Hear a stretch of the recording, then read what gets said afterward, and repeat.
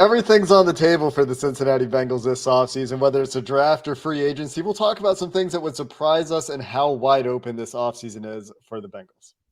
You are Locked On Bengals, your daily Cincinnati Bengals podcast, part of the Locked On Podcast Network, your team every day.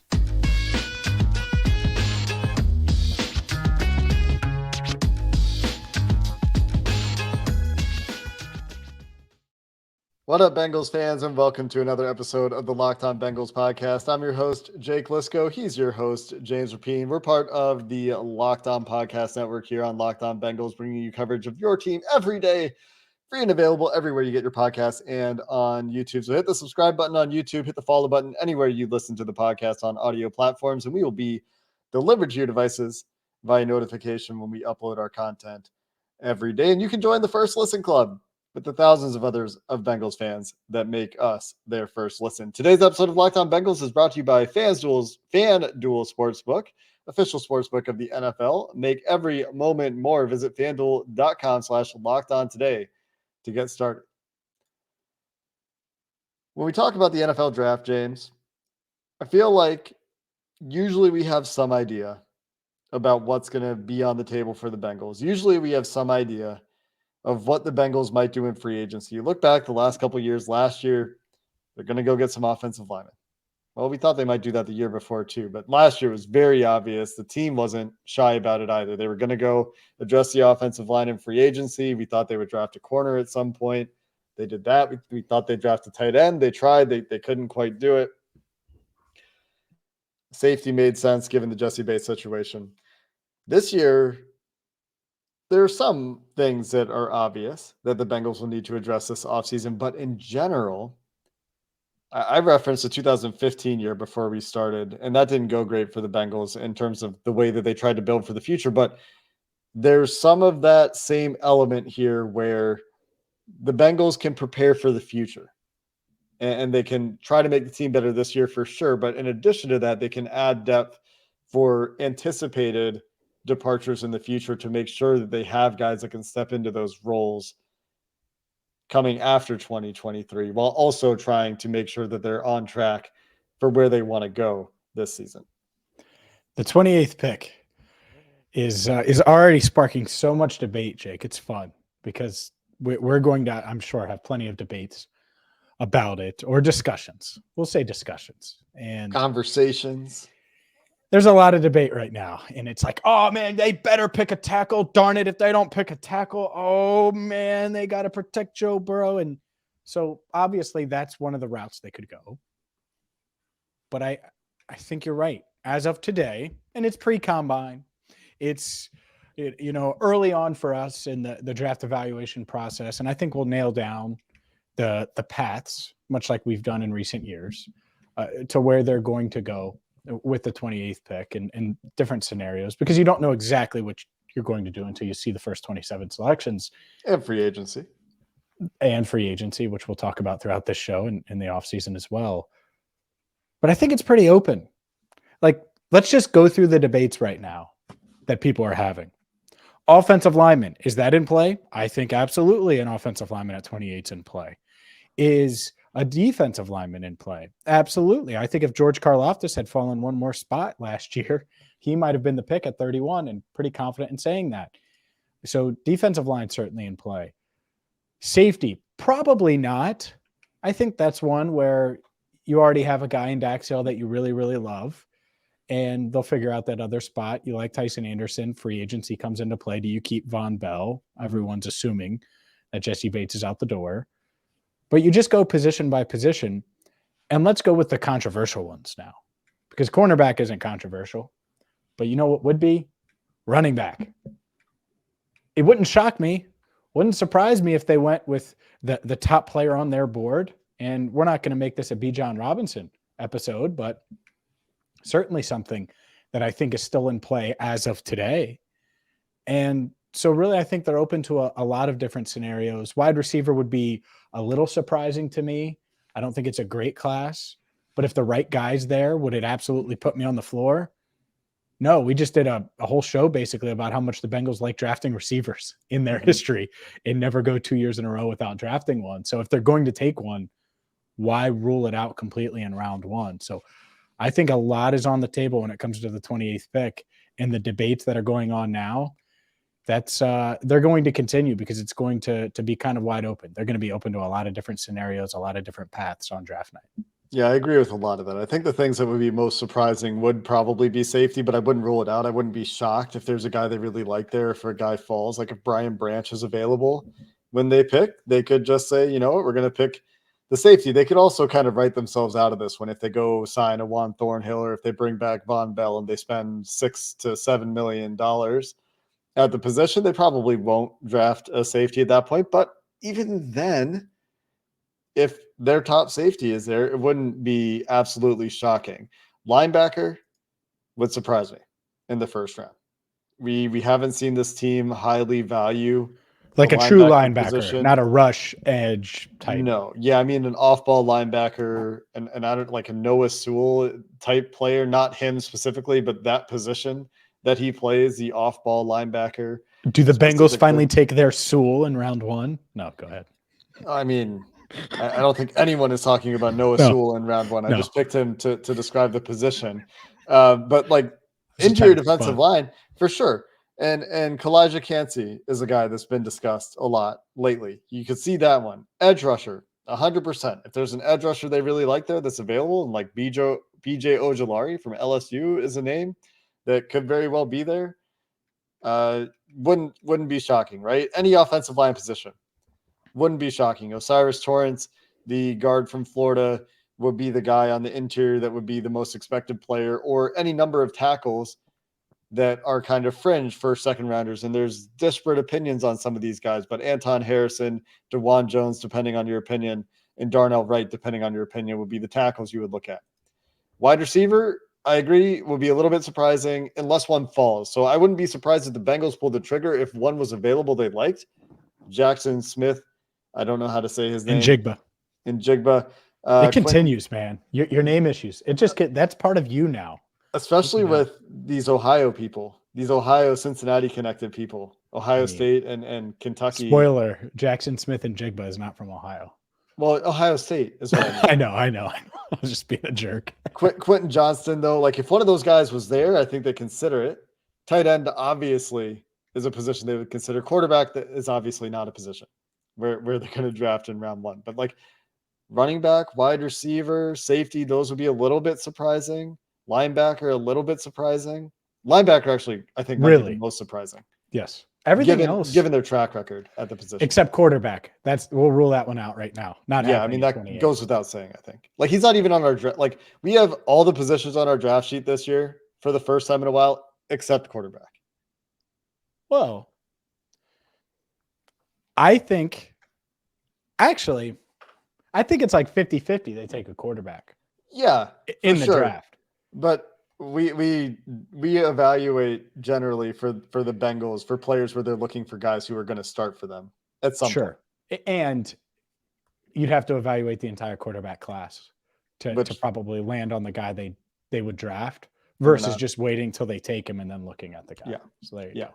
So it's an efficiency thing. But in the past, like we haven't necessarily had safeties on every year. We haven't had running backs on for a few years. There have been years where we haven't included certain positions, and they're all here this year. Because RBs I think are back. I think that all these positions are in play.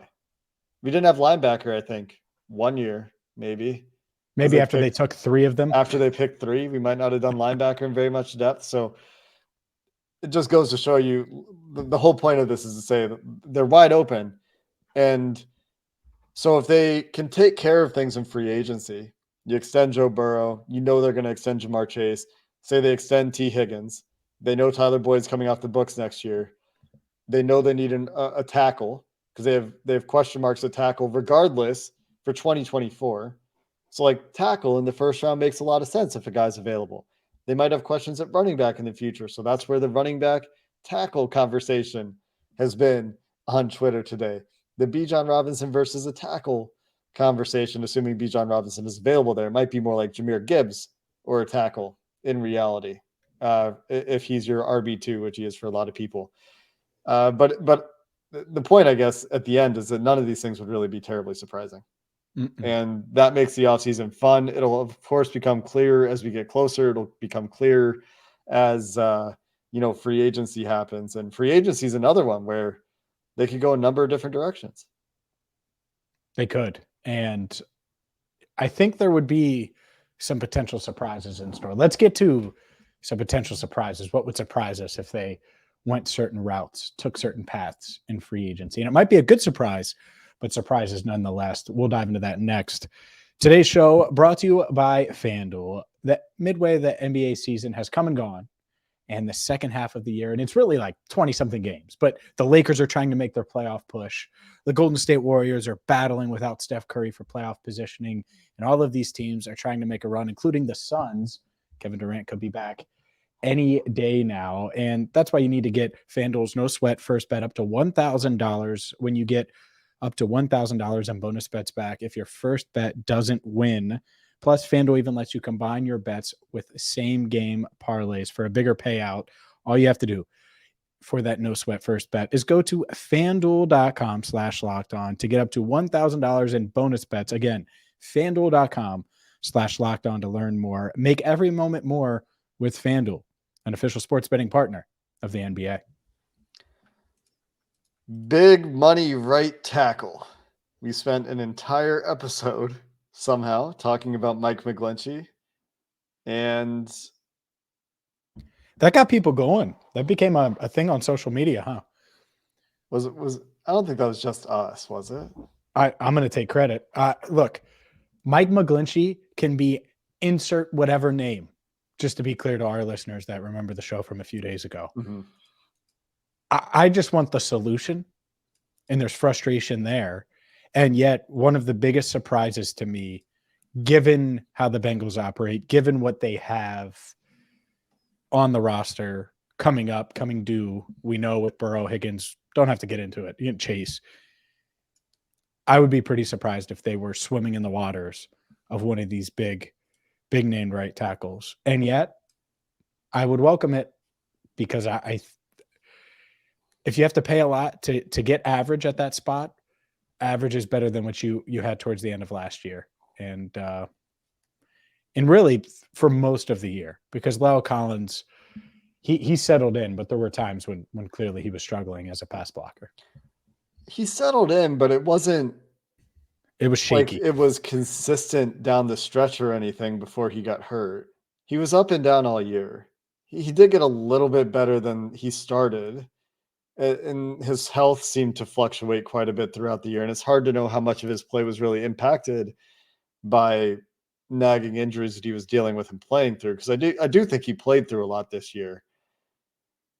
But yeah, I mean, certainly a question, right? I mean, coming off the surgery, who knows when he'll be ready to go, all these things. They need to do something at right tackle. And, some people in my Twitter mentions this week were like, why wouldn't they? Why shouldn't they go sign Orlando Brown and move Jonah Williams and get better at left tackle and maybe be okay at right tackle? I don't know. I don't know how Jonah Williams would handle the transition to right tackle, but how much better is Orlando Brown than Jonah Williams? I don't know how to quantify it. Truthfully, like 5% better, maybe 10% better, maybe. Now, when you're talking about injured Jonah Williams, I guess, that changes it a little bit. Yeah, that's the thing with Jonah is like he had a tough year, especially against Myles Garrett both times and at least one other game that was like very tough. But he'd been a fine average right or left tackle before that. If Jonah Williams was a left tackle, people would be talking about him as a tackle free agent the way we're talking about Mike McGlinchey, and Bengals fans are talking about Mike McGlinchey right now. Like those guys aren't very different as players. So no.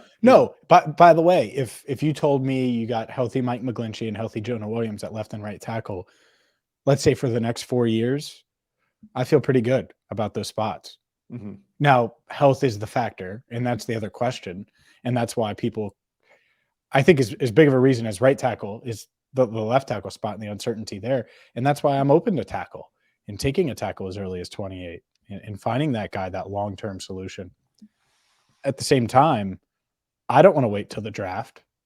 And so that's why it would surprise me if they swam in the deep high-end waters of the right tackle market specifically, but they certainly have to address it, right? It would also surprise me just as much if they went into the draft without having added an offensive tackle that makes sense to that could at least spot start for 6-8 games if you needed him. Mm-hmm. And I wonder where they look for that. That's the challenging part, is like who is the guy? Because the names aren't necessarily super exciting. We've talked about Jermaine Illuminor as the guy that I think everyone should be circling, a guy who really had a come up and isn't necessarily looking at huge money according to Brad Spielberger's projections. But like the other names you're looking at are like Andrew Wiley, George Fant, Cam Fleming, who we talked about, Trey Pipkins, unless you want to get close to $10 million a year. And then you're talking Isaiah Wynn, Caleb McGarry, Jawan Taylor, and then McGlinchey up there. George Fant. Yeah, I think he was in New York with. Yeah, had a tough year this year. I'm not saying he's an. It's just if you're not going with the bigger names, like the high end market, you wonder who has the connections where. Mm-hmm. And the other part of this, maybe there will be some guys that are cut right now. We're 16 minutes in. We haven't mentioned Taylor Lewan. I'm sure there are at least people out there wondering about him. I think the injury history, age, I think the Bengals just kind of say, hey, we like Jonah better. And I don't blame them. What do they do? Tackle, by the way. Where's he going? He's on the team next year. Oh, yeah. Where's he going? Well, people would say Taylor Lewan left tackle, put Jonah right tackle. That's what people would say. But I don't think the Bengals would do that because, one, Lewan could get hurt at any moment and has a long injury history. Two, they like Jonah at left tackle, and they've clearly not wanted to move him. They could have moved him 2 years ago, and they've kept him at left tackle. Yeah, I don't know what they're going to do there. I don't think that Jonah's moving. There's something that would be surprising, right? We started this by talking about, like moving Jonah Williams off of left tackle. I think that he should be considered the by far favorite to start at left tackle next year. I know he gave up a lot of sacks. There's more to playing tackle than the sack number that is assigned to you at the end of the year. And he wasn't good in that regard. He gave up more sacks than you want for sure. But again, the track record for him, playing through the injuries that he played through, I just think that it's going to be challenging for them to spend money somehow to make the offensive line significantly better than it was last year. So, anyone other than Jonah Williams being the favorite for left tackle when training camp comes around would be surprising. Whether that's because Jonah gets traded, which would be surprising, or because they bring somebody in to displace him. That would also be surprising. I think we're talking about something else, something lower dollar to have a veteran presence available at right tackle for like a plan B kind of thing. Mm-hmm. And even in the draft, if they took one with the 28th pick, what would that player have to do to beat out Jonah, right? A lot. To make that a competition, a lot. So that goes with the surprising part as well. If they drafted a punter, would it surprise you? Oh, we're going back to the draft? No, it wouldn't surprise me if they drafted a punter. Okay. Would you be mad? Depends where it is. 6th round. I mean, sure, fine. End of the 6th round. I guess I'm not like terribly upset. I always think for specialists, and I'm always my mind is never going to change about this unless I'm faced with compelling evidence to the contrary. So far, I haven't seen compelling evidence to the contrary. NFL teams are not better at drafting specialists than they are signing them as undrafted free agents.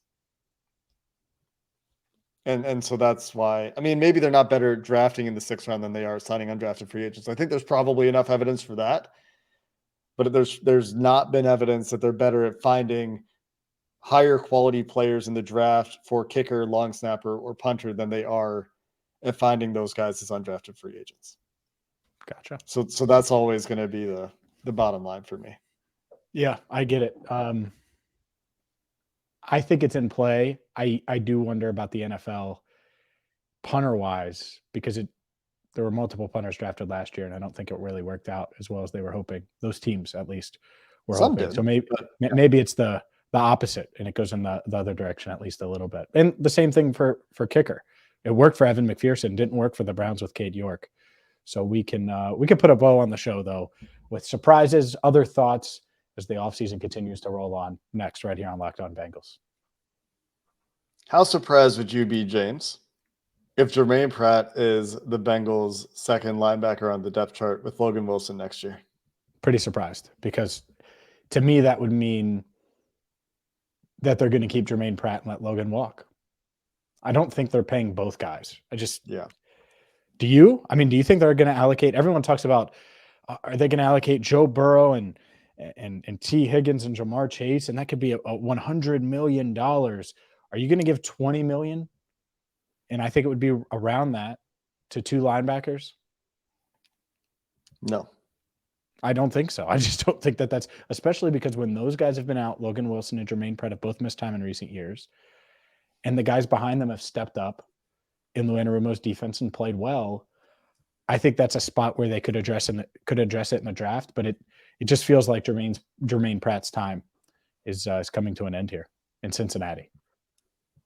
How much money will they spend on a free agent tight end, if any, this offseason? They better. They have to. They have to bring in a free agent tight end. They have one tight end under contract. Mitch Wilcox? Is that what you're rolling with? No. And the one thing that you don't want is to go into draft night saying, man, it's time to get Michael Mayer. And then Mayer goes at 27th. And then you have to, or 25th. And or 20th. Or whatever, right? Yeah. Goes off the board right before you. And then you're like, oh, well, we'll take the next best guy. Sounds good. It could also be a hell of a drop off. And so, and maybe it isn't Mayer. Maybe it's the other way. And they like Dalton Kincaid and they think he can be Travis Kelce or whatever the case is. But yeah, they have to address that position in free agency. That's an absolute must. So it would shock me if they didn't. Now, how much money? Yeah. $5 million per? Hayden Hurst money? Yeah, like it, but if Hurst gets like what Brad Spielberger said, like if he's in that $9 to $10 million range, it's like, all right, bye Hayden. Yeah. We'll I mean, like last year, else. Hayden Hurst money. Yeah. If you could find a 3-year or a $3 million, $4 million tight end, which I think you can do, you just need someone who can block and catch a bit, because they're going to address it in free or in the draft. They are, but you don't want to be banking on a rookie, and you don't want to bank on that guy coming in and starting right away. That's a lot to ask. Well, you don't want to get to the draft and say, we're going to get a tight end who's going to come in and play for us, and then Bijan Robinson's available to you. Correct. Then you have to draft Bijan Robinson. Correct. So Bijan Robinson or Michael Mayer? It's about a 1% chance that both are there. Yeah. But if they were both there, who's higher on your board? We don't have it put together yet. No, not yours. Like who's higher on the Bengals board, right? Which one? And so that would be the question. Which position did you address in free agency and how? So is Samaje Perine back? Is Joe Mixon on the roster with a restructured deal? Is Hayden Hurst back or some kind of veteran equivalent of that? There are just questions that I would need the answers to fully answer that. But it would, to me, let's say it's Samaje Perine and a replacement level tight end, and all things are equal, and both of those guys are there. Who's higher on your board?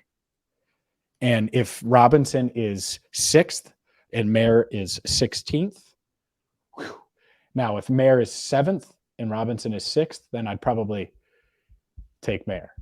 But it's really, really close. And if it's close and one guy you think is just this can't miss type guy, regardless of position, I'm going to say take the can't miss guy. And of course, it's not regardless of position. But if there's a gap, that's where it gets hard. And and we'll talk about this in the future, but that's what we were talking about before the show that we're not going to get into in a ton of depth today. But if it's like Bijan Robinson, yes, he's a running back, but there's a cliff between him and the next player on your board. There's a chasm. then that's where it makes sense. And we compared it to the Dax Hill pick last year, where maybe there's a big gap between Dax Hill and the next guy, which we know for them there was. Our Robinson conversation is going to be fun. Maybe we'll do that tomorrow. Well, tomorrow we're talking to Sam Munson from PFF for a draft. Maybe we'll do that. Maybe we'll do that next week. Maybe we will. Maybe we'll talk about it with Sam as well. Because I was listening to Sam. I was listening to Sam and Steve on the PFF football show. I don't know if that's what it's called. I'll verify what it's called. Their regular podcast that he and Steve Palazzolo do. And, they were in agreement about the Bengals offseason approach. They did their Fixing the AFC and NFC North Teams podcast today in 5 minutes or whatever. And it was keep the big three on offense together: Joe Burrow, T. Higgins, Jamar Chase. Agreed. Get a tackle. And that was the gist of it for the most part. Get a wide receiver probably for the Tyler Boyd spot in the future. I mean, aligns with what we're saying. And by the way, if they do those things and you have Samaje Perine and Hayden Hurst under contract, it allows you to take BPA at 28. Because again, I'd be pretty stunned and maybe Michael Mayer is there and they're just not as high on him and the NFL isn't as high on him by the time draft night rolls around. Or Bijan Robinson is there, but he falls for whatever reason. Like, who knows? But as of now, I think that would be a tough dilemma. And it probably doesn't happen because one or both are gone. Yeah. I mean, I do think they're going to get to the draft. As we discussed before we started recording, I think they're going to get to the draft without needing a starter. Without being desperate for a starter at any position. Like, rotational players, sure, but I think they can get to the draft with a starting safety pair. Like, they'll find a second safety before the draft. I think they'll have a plan at linebacker. Those are the big ones on defense, right? And so you're going to have Cheeto and Cam Taylor-Britt. Maybe they don't have their corner. They won't have it. I mean, if they cut Mixon, they won't have their running back. Perine's not a one. No, but he could be a starter. We saw them win games like with 55-45 starter. Yeah. Type. Yeah. Okay. A guy they could lean on early in the year if they don't use a premium pick on a running back. Like, but they would lean on any rookie. If it's just Perine, they would have to lean on a rookie. Yeah, I mean, and it depends on the player and what their strengths are and like what they can do, right? Because they clearly are very selective with how they deploy their running backs, and they use Perine in certain situations. They use Mixon in different situations. They'll probably sign a tight end. They're not going to go into the draft needing a tight end one, but if they can get one, great.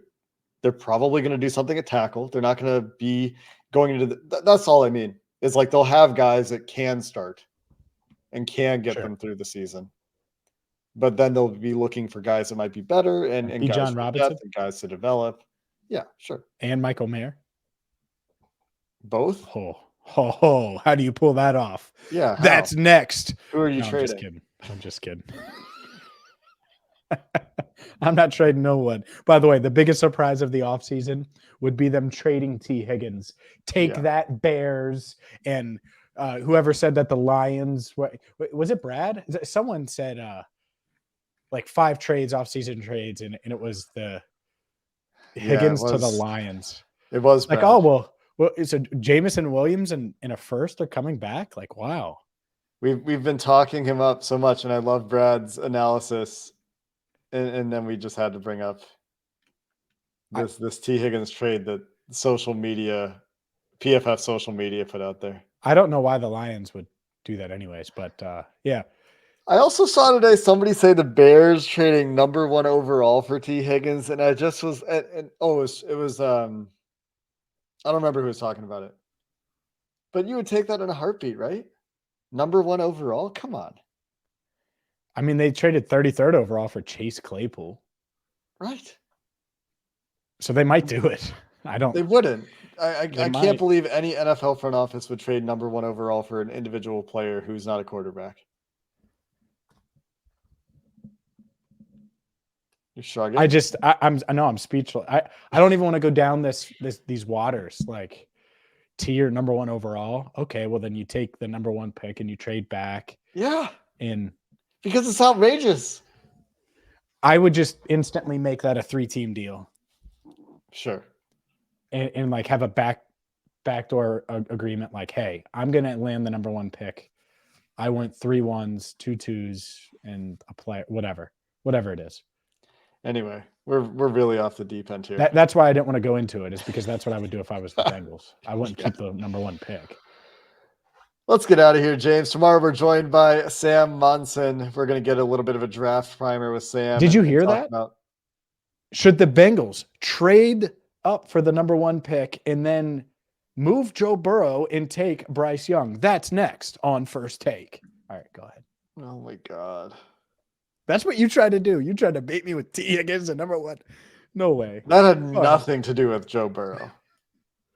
That's Tomorrow how we're it felt. joined by Sam Monson to get a draft primer. Where does the draft have its strengths? Where is it weak? Where are we watching for players to show what they can do with the combine to boost their stock or prove that they belong where they're currently being projected? We'll talk about some of those questions with Sam tomorrow. Until then, Bengals fans, hoo-day and have a good one.